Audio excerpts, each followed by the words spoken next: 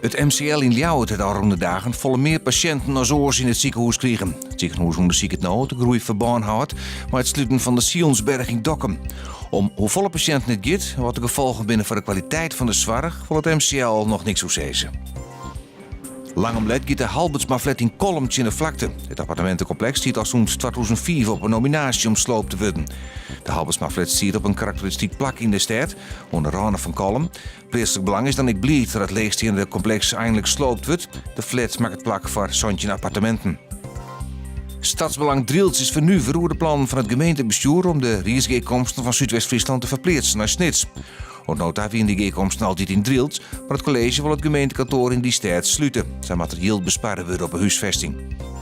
De komende nacht opklarings en lichte frost, min 1 of min 3. Morgen eerst wat zinnen, maar ik weer een soort bewolking. Het wordt tussen de 2 en 6 graden en het ziet een matige en vrij krachtige matte eerste wind.